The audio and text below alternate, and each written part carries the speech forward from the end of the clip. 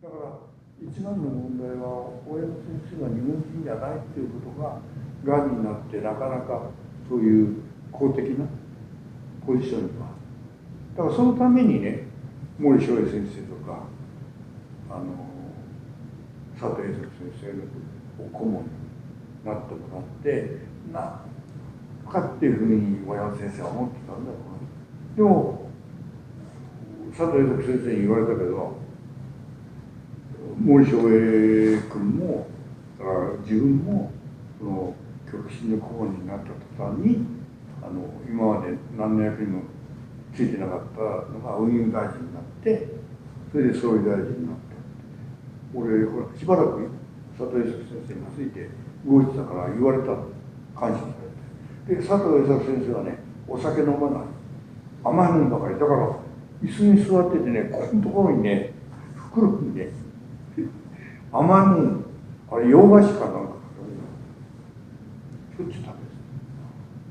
そういうあれがあったな。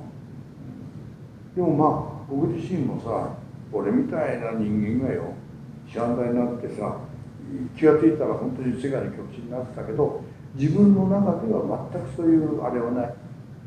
世界の極真なんて現場の人間としてはさ、道場に来た生徒を教えることでの頭だから、だから世界の極真になったってさ、全然関係ないじゃん。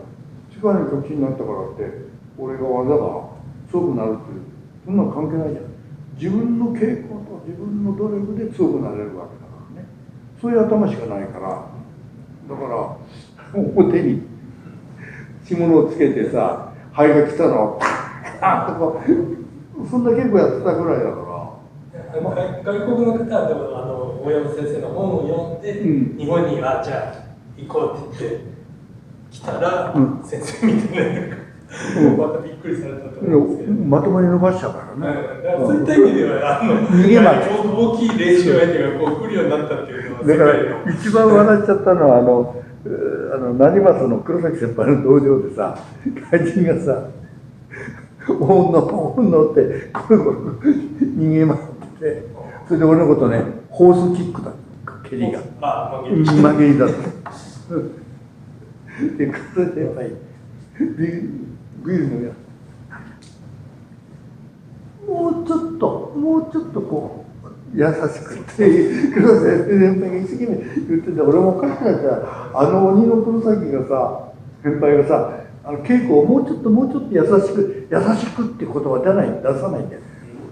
もうちょっとただあれですよね、極真用語だと優しくっていうのは思いっきり伸ばすっていう。そうなんだよ。大山先生がね、気をつけてやんなさいとかね、優しくやってあげなさいとかって、そういうんだよ。その時はもう伸ばしちゃう。ところがさ、俺の伸ばし方はさ、自然だ、もう関係ないんだ。顔だってぐちゃぐちゃにしたからね。だからただそれはあれですよね、千葉真一だとかボビー・ローにやった時に散々怒られる。いや、まあ怒られたってね、ダメ。もうちょっと本当に優しく。で、千葉真一は顔が資本ですからなんてな、関係ないなって千葉真一、大山先生の部屋に逃げ込んじゃってさ、そしたら大山先生がさ「だから」って「だからおーっ」って言った。君ね、本当のちょっと優しくいや、そんな感じだったよ。まあ本当にその頃さ、もう頭の中でさね、師範代ってトップじゃん。負けたらさ、黒崎先輩今ももう聞きたいけど、このぐらいの大口をさ渡されてたから、本当に腹切らなきゃいけないっていうような感覚で言って、あの顔で言われたらさ、負けたら腹切る。いや、本当にそう思ってた。俺本当に逃げ出したかったよ。まあ普通の人に言われたんならね、冗談ですよね。黒崎先生だとちょっと冗談。それで渡されたからね。自分のね、指切ってそう先生のお茶に入れるんですから。文句をね、親御先生がなんか言ったんだよな。そしたらさ、なんか交代してるから、これさっきなかったなと。